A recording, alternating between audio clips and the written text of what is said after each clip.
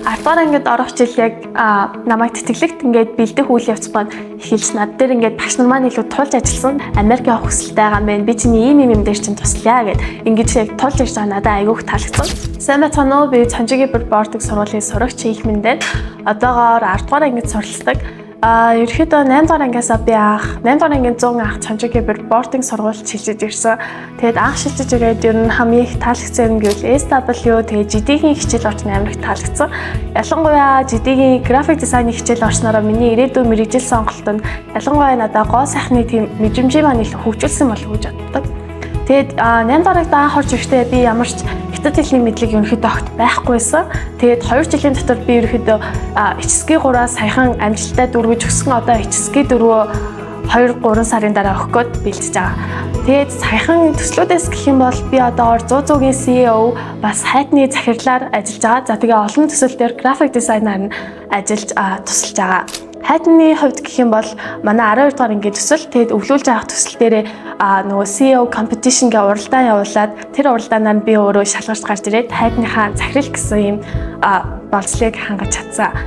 9 дугаар ангид анх хамгийн анхаг Альбиусны Duolingo шалгалтыг өгж үзчихсэн. Гэхдээ тэр үед миний түвшин өөрөө B1 байсан. Гэхдээ жилийн дотор одоо 10 дугаар ангид ороход би энэ түвшний B2 ихсэн төвшин буюу одоо удахгүй C1 ороход бэлэн байгаа. Тэгээд энэ зөв ерөөхдөө бас англи хэлнийхэн багш нартай бэлж аваад IELTS-ийн өгөх төлөвлөгөөтэй байгаа.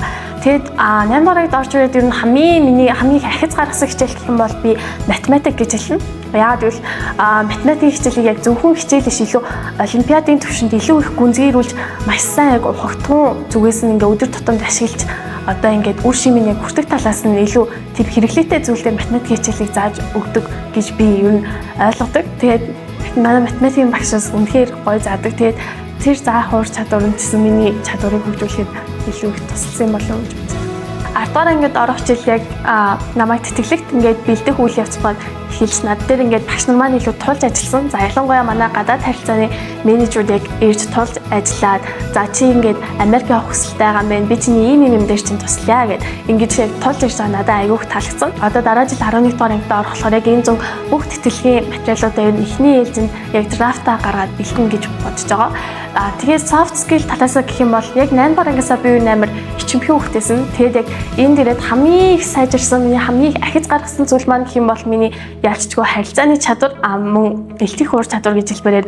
За анх бол би үнэхээр дараахан хүнтэй харилцаад ер нь ерөөхдөө нэлийн бэрхшээлтэй байдаг байсан бол энэ дээрээ за Цанжигийн бордing сургууль дотор байдаг маань бэтгэлзээний клубд ялангуяа байнгын оролцогч, байнга идэвхтэй байснараа цаашдаа би улсын бэтгэлзээнд ордог бэтгэлзэгч болсон. Одоо миний ярианы уур чадвар мөн элтих уур чадвар үгийн сонголт маань ч гэсэн илүү өргөн тэлж сайжирсан болов гэж би бас боддог.